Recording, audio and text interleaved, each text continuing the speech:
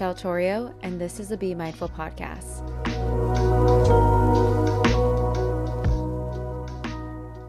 Hi there, and welcome back to the Be Mindful podcast. On today's episode, we're going to be talking about raising your standards because having standards are necessary. I wanted to talk about this today because you are allowed to want more. Let me say that again. You are allowed to want more, and it is safe to want more. It is important to have standards because when you have standards, you know exactly what you want, you know how to communicate it, you know how to embody it, and you're no longer convincing yourself that what you currently have, like what you have that you actually don't want anymore, is enough.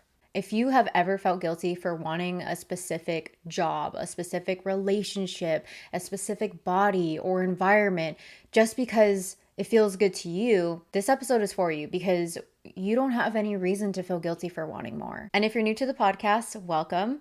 We love to talk about mindset, manifestation, transformation, growth, and so much more. So if any of those topics excite you or interest you, then I suggest you subscribe and follow along for more. So today I wanted to talk about raising your standard, not because you're constantly dissatisfied with life.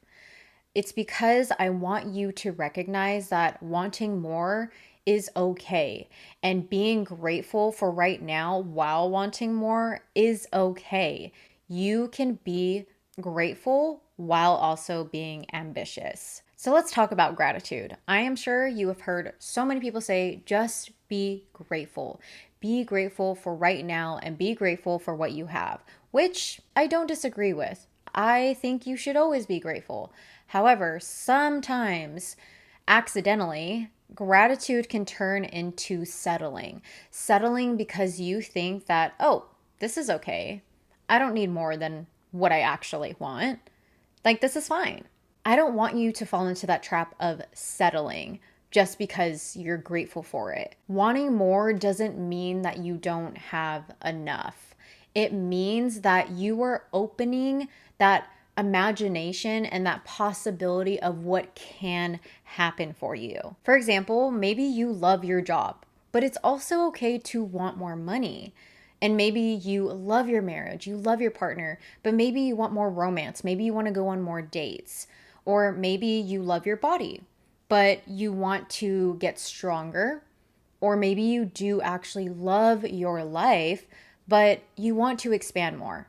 All of these things are valid reasons, and it's okay to desire that. I share this with you because I was someone who started second guessing what I wanted. I started second guessing if what I wanted was okay, if it was safe, or if I was being selfish or being a brat for like wanting more things in my life. And I used to think that, dang, am I just really expensive? Like, do I just have expensive taste? And I used to think that was a bad thing. But now I've accepted, okay, it is what it is. I love luxurious things. I love designer bags. I love going on luxury trips. Like, I love that. And I want that as my lifestyle. And I shouldn't feel guilty for that. A girl can want what she wants. And if you need to hear that today, know that it's okay. It is totally okay. And if someone shuts you down, who cares? That means that they don't want that, or they're insecure and they're projecting it on you because they don't believe that they can get that. So I want you to remember that it is okay to have gratitude for everything that you have right now, as you always should, but it is also okay to be ambitious and to want more and to follow your desires. I truly believe that your desires are there for a reason, so why are we going to settle for anything less than that? When we do not have standards, we normalize things that we actually do not want in our life. So for example, if you say yes to everything because you feel bad for saying no, then you are just exhausting yourself and you are normalizing that. You are normalizing to everyone that you are always available. But what about yourself? When are you going to say no for you? Another example are relationships that you don't feel appreciated in. And this can be for friendships or romantic relationships. And I've seen it over and over again where people will complain about someone's actions, but then they don't do anything about it. They say that, oh, I've tried this and this, but like maybe the pattern just keeps continuing and their actions continue to show you that they truly don't appreciate you. And just because something is familiar doesn't mean that it is aligned with your truest desire.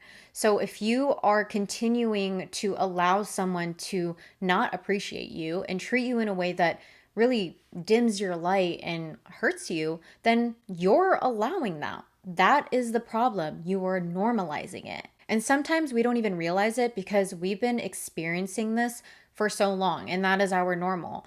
But I challenge you today to ask yourself, what are the things in your life that you don't want to happen anymore? And what are you going to do about it? Your standards are a self-reflection of your self-worth. So whatever you believe that you are worthy to receive, that is exactly what you will receive in your life. So if you think, oh, this is as good as it's going to get for me, or you think, oh, I have reached this age, so there's nothing else that I can do, I'm just going to tell you right now, that's bullshit. That is a bullshit lie. That is not the truth. So if you believe that this is just going to be as good as it gets, then you will continue to live this life because that is what you believe you're worthy of. But if you believe that there is so much more out there and that you are going to expand and you're going to attract all good things, then that is what's going to come into your life. You are what you attract. I say that at the end of every episode because it's very true. Because the world within you, if you don't work on what's inside of you, like how you think, what you believe about yourself, nothing's going to change. Now, sometimes the biggest barrier isn't an opportunity. It's really giving yourself permission to have what you truly want, what your heart truly desires. So what that looks like is you being completely honest with yourself. Like, what do you want?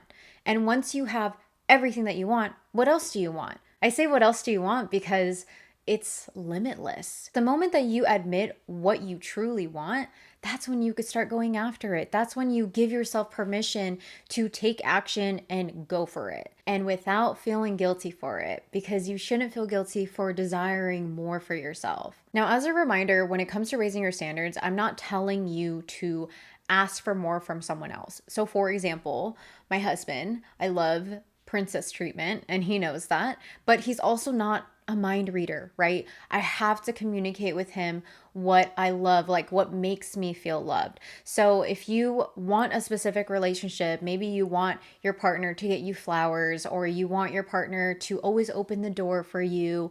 Like if that is a standard for you, communicate that with your partner. And if they're not okay with that, then maybe that's not the right partner for you, right? When you're in a relationship, a romantic relationship, you guys should be very aligned on that and very clear on communicating what you both want. So as you raise your standards, remember that you cannot just expect someone to magically meet your standard. You have to communicate it. You have to share with them why you like this, how it makes you feel. And if you communicating wasn't enough, then that means that your standards are not being met and it's time for you to go on to the next. It's just a reminder that your standards do require communication. And that ties into me reminding you that your standard requires you doing your part. Raising your standards isn't about you expecting more from your life. Raising your standards means becoming that person who can participate in the life that you want. So for example, if your standard is for someone to communicate with you, are you communicating as well? If you have a standard to be healthy, then are you taking care of your body? Like, are you providing the nutritious foods that you need? And are you working on your fitness? Like, are you physically taking care of yourself as well? And of course, are you taking care of yourself mentally? Like overall, your well-being, are you doing that? Are you showing up as that person? Now, as you are raising and setting those standards, don't apologize for it. You know what you want, and that's okay. That's good enough. So if you ever find yourself saying, oh, I don't really need that, or it's not a big deal, or I'm asking for too much, I want you to pause and challenge yourself first. You don't have to make your desire smaller just to make someone else feel comfortable. When you have your standards, remind yourself that I'm allowed to have what I want and make decisions however I want. No one's going to stop you besides yourself. So stop apologizing for wanting more and be okay with it. So every time you feel guilty for wanting more, just tell yourself like, no, it is safe to want more. And I am okay to be grateful for now and be ambitious to go for what I want. I also want this to be a great reminder to raise your standards for yourself too. So if you are constantly putting yourself down, raise the standards and tell yourself, like, I am not going to do this anymore. I am done. I am tired of putting myself down. Like, I am ready to know what I'm capable of doing, and I'm going to show up for that. This is where becoming your best self comes in, because you are putting a standard on yourself on what you will do and no longer do. Just a few days ago, I started this new habit of no longer looking at my phone right before bed and looking at my phone right when I wake up. So it has actually made such a significant difference. I have an iWatch and I also have the Aura Ring, and I was monitoring my sleep to see if there was any difference from when I wasn't doing this to me now doing this. And I not only feel better, but my REM sleep is actually like up to 2 hours, which is so great for our brain. So what I did was I set a standard for myself. I said, no, I am no longer going to go on my phone right before bed, and I am not going to pick it up the moment I wake up. This is my new standard because this is what the highest version of me would do. And that's a question I want you to ask yourself. Like, what would the highest version of me consider normal? I want you to take a moment to really imagine yourself. Imagine what it would look like if you woke up tomorrow and you were living the life of your dreams. How would you show up? What would you see? What would you hear? How would you feel? Really sit with those feelings. Envision it. Would you wake up feeling rested? Would you be someone who likes to move their body? Is your new normal someone who loves to save money and build generational wealth? Is that new normal of you someone who speaks kindly to themselves? Is this new normal someone who creates consistently? Is it someone who prays? Is this new normal of you someone who follows through with their promises? And are you living a life that you truly enjoy but are so excited to expand it even more? The goal here isn't to constantly chase a better life just because you feel like yours isn't good enough. The goal is to create a life that feels so aligned that your old patterns are no longer your normal. So here is your Raising the Standards audit. I have 5 questions that you can journal about. The first question you want to ask yourself is, what am I currently tolerating? What are the things that I just don't want anymore? Get very clear on that. So that leads me into my second question. It's, what do you actually want? We don't do realistic here, okay? We are delusional with our dreams. So dream big. Even if it sounds crazy and out of this world and impossible, write it down. It's what you want, and you're going to make it happen. Number 3 is, what are the standards that would support the life that I want?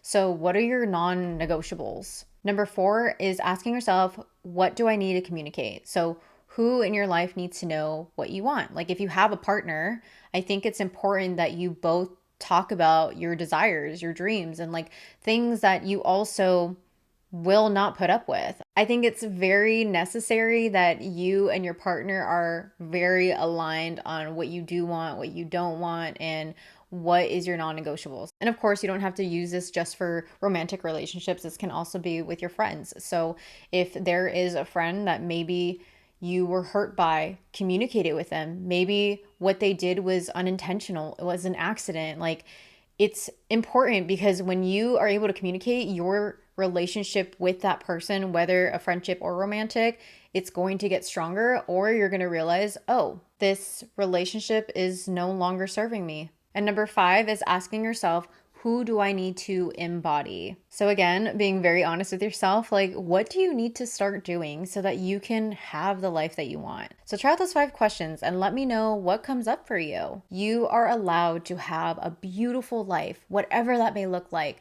financial abundance, a loving relationship, a healthy body, deep friendships, peace, adventure, whatever that looks like to you and feels aligned and excites you, you can have it all. The life that you want doesn't come to you by just wishing for it.